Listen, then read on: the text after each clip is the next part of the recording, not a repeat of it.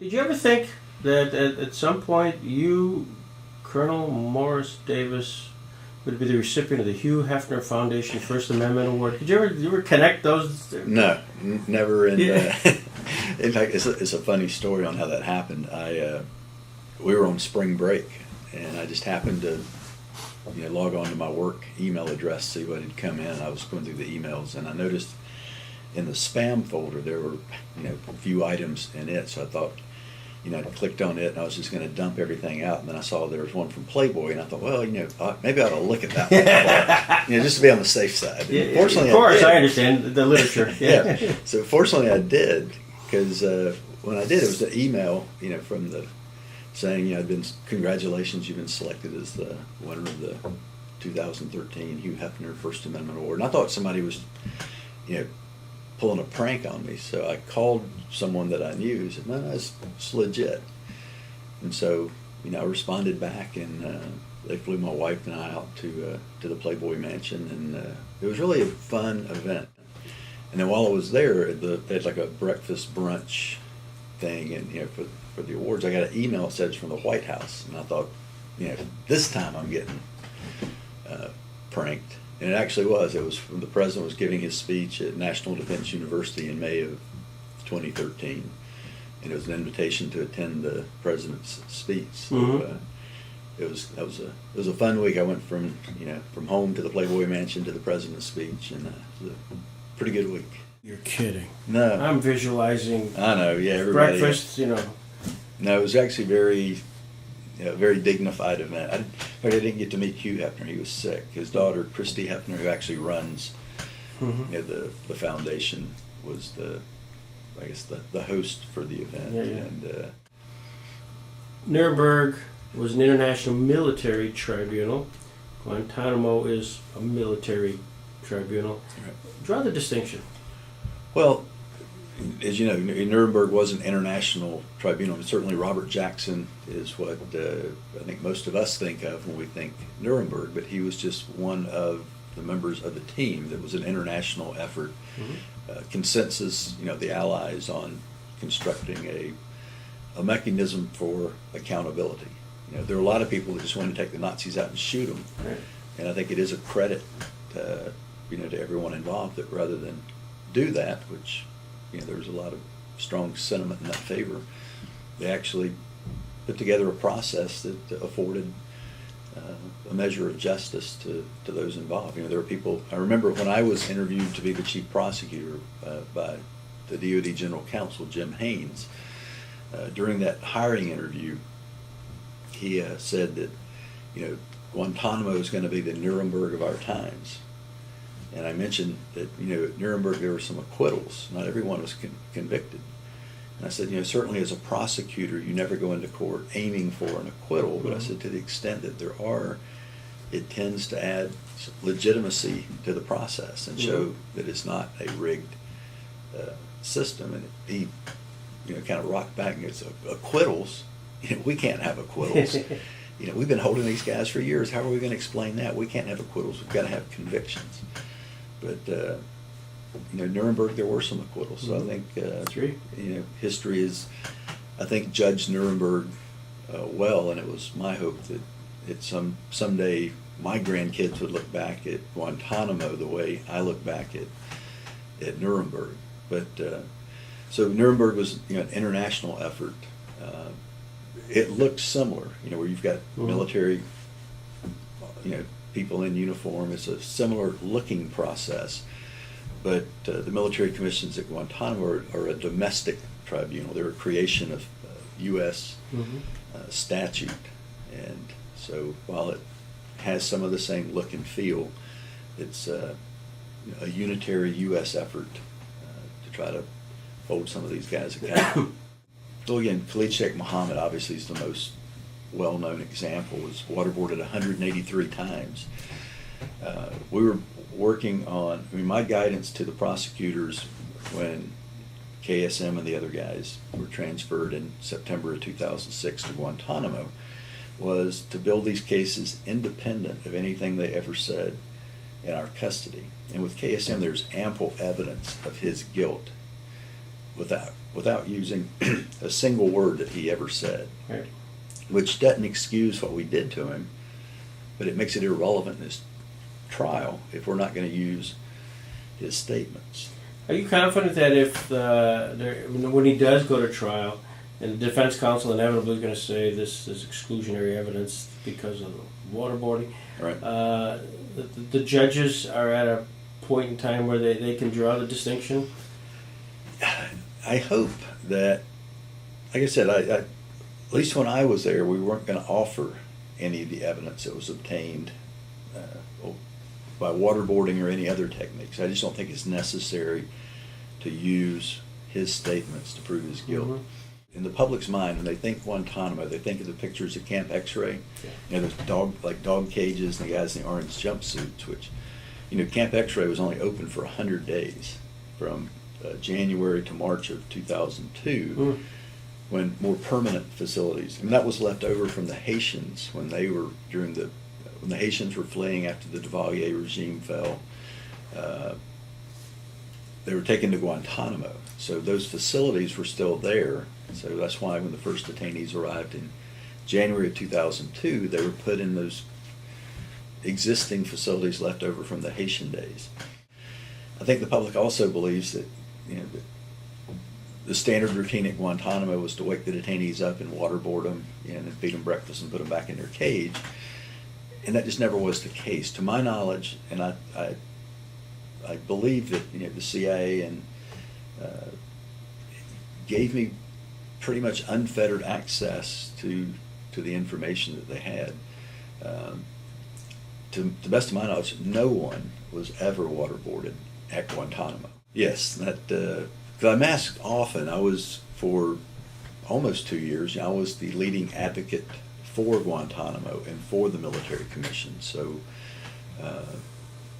when I came on board, you know, the critics of the process just had free rein in the media and in public, you know, bashing the process. And I mean, I thought we had we weren't getting our side of the story out there, and I thought we had a decent story to tell. So I persuaded, you know, the people above me that we needed to quit saying no comment and get out there and tell our side of the story. So the first place they ever let me speak was at Case Western in 2006 with Michael, and at the time Amos Giora was there, and Henry King.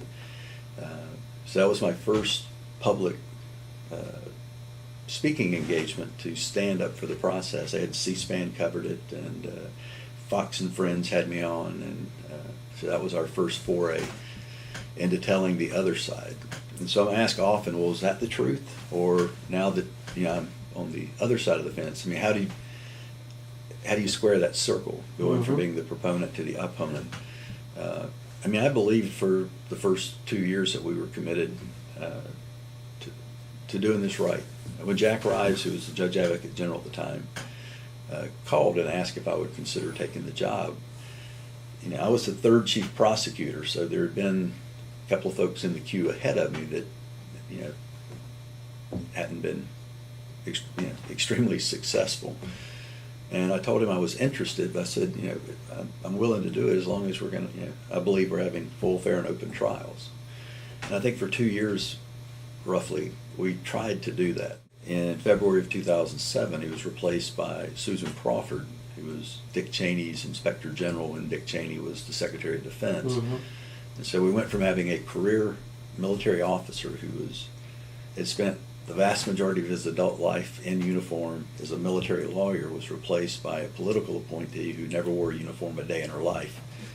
And that was when the atmosphere began to change. And so by that summer, you know, I was being told, you know, President Bush said we don't torture. And if the president says we don't torture, who are you to say that we do? So all that information that was collected that you're not using, you know, you need to get it into court and get these guys convicted and get the show on the road. And that was when I said, my belief in our commitment to full, fair, and open trials had diminished, and I chose to quit.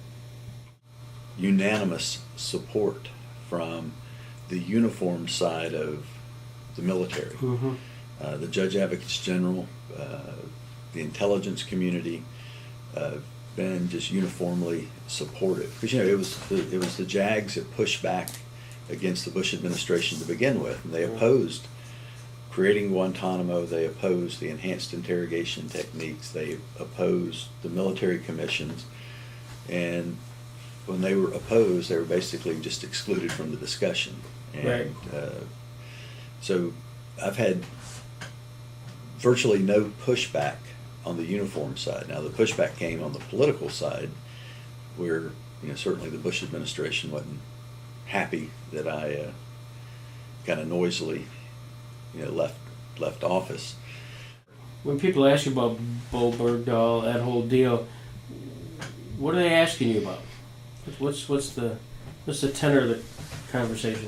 Well, you've got the far right who, you know, has portrayed this. You know, number one, they've instantly convicted Bo Bergdahl of desertion, mm-hmm. Which is interesting because some of the same folks that you know, argue immediately before he even made it back to the U.S. that he was a deserter and, you know,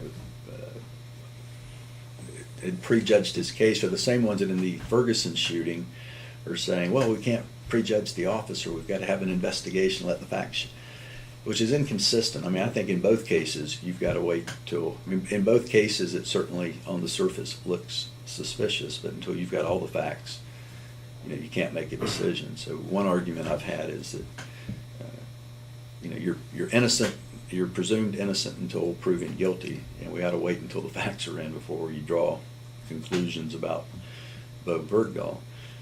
The other point is the right argues that, you know, the president released these 5 bloodthirsty Taliban members who are going to go back and kill more Americans. And my argument was, kill more Americans. You know, if you could show me that they, you know, harmed an American, then I would agree they shouldn't have been released. But, you know, when I was chief prosecutor, we reviewed all the information on all the detainees and identified about 75 that potentially could have been prosecuted. Mm-hmm. So when I saw the 5 names of the individuals that were transferred, my immediate reaction was, who are they? Yeah. Because there wasn't even enough information, evidence on them to even make it to my desk.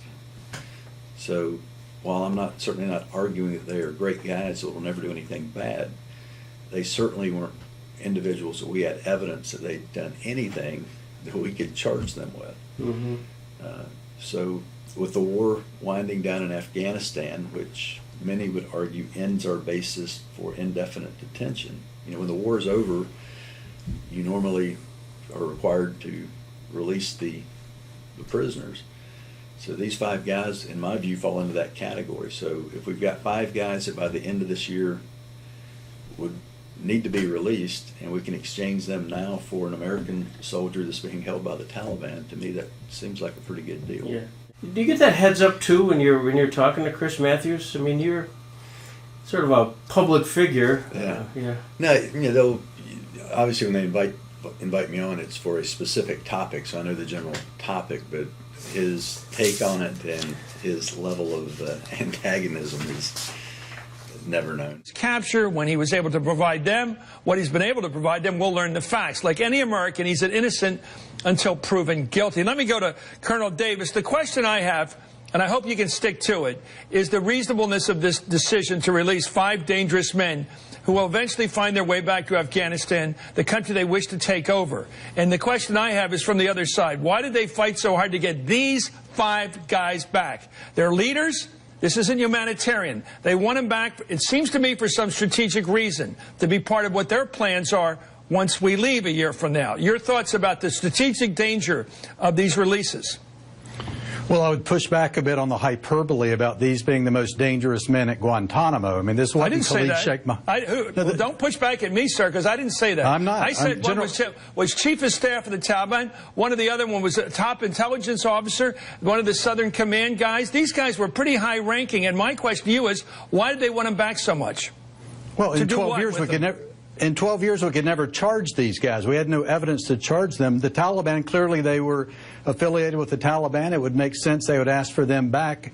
Our legal basis to detain them is going to run out at the end of the year with the close of the Afghan war. So In my view, this was a win-win. Get a soldier back, get 5 detainees out of Guantanamo that we couldn't charge, hadn't charged in 12 years. I think it was a good decision.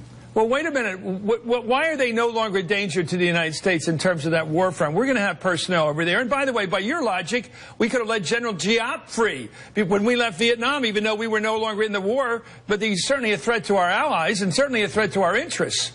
Well, we had no These evidence. guys are the enemy of the United States, are they not? I'm asking you, are they our enemies? If we had any evidence that they'd committed any offense, we would have preferred charges against them. And in 12 years, we couldn't do that. That's why we keep them in Gitmo, of course, because they're dangerous. But don't you think it's plausible that they will continue to fight against the United States? It's certainly possible. I wouldn't rule that out. And you want to let them go? Well, we have to have some legal justification to detain them, and in the absence of that, then yes, that's the alternative. How about a conversation with one of them when they say we're out to get the United States? We're engaged in active military jihad against the United States. Isn't that enough evidence that they're a danger to the United States when they say so? If there was some evidence that we could charge them with an offense, we would have done it. I mean, we're prosecuting Khalid Sheikh Mohammed. Okay. These guys were never brought up for prosecution. Well, all I can tell you is they're down there for a reason. But even after, I know like the last one I did, he just, in fact, a couple of blog sites had picked up on, Chris Mathews, slams Colonel Davis for his views on Bo Bergdahl. And, but the producer came running out. I was in a different studio. I've done it once where I was actually at the table with him. The other times have been remote, where I'm in one spot and he's in another. But the producer came out after, he just ripped me a new one. And the producer, hey, that was really great. Chris loves this kind of stuff. We'd love to have you back on. So, yeah. Can you say, should I? I know. Like I said, I keep thinking next time's going to be different. Yeah. Library of Congress NPR program called StoryCorps. And they contacted me a few weeks ago and asked if I would do a StoryCorps interview. And in talking with the producer about what an interesting angle might be, I suggested sitting down with my daughter. Yeah. We've never really talked about how this has impacted her life. What do you think she'll ask you? I don't know. I would assume she would ask why. Why I made the decisions that I did. Both resigning as the chief prosecutor and writing the op-ed and refusing to back down. I had the opportunity to apologize and promise never to do it again, and have kept my senior executive position in the federal government, and I refused to do it. I told the person that fired me, I told him, I said, look, I spent 25 years in uniform defending the Constitution and the First Amendment, and so for you to tell me, if you want me to tell you that the First Amendment doesn't apply to me, that'd be a false official statement, and I'm not going to do it. And so I suspect she may wonder whether I regret making those decisions. Do you? No, I don't think so. I certainly, I know sometimes when I go out and speak, particularly for younger people that are just starting their careers out, I try to tell them. I think some people look at it and think it's, got some kind of, like romantic appeal to standing up to the system. But one thing I try to impress upon them is, you need to think about what you're, if you find yourself in a situation where you're considering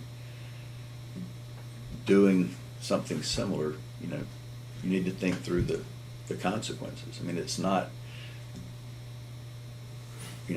don't expect to be, greeted as a hero and, carried off for a ticker tape parade. They're going to be, the system, reacts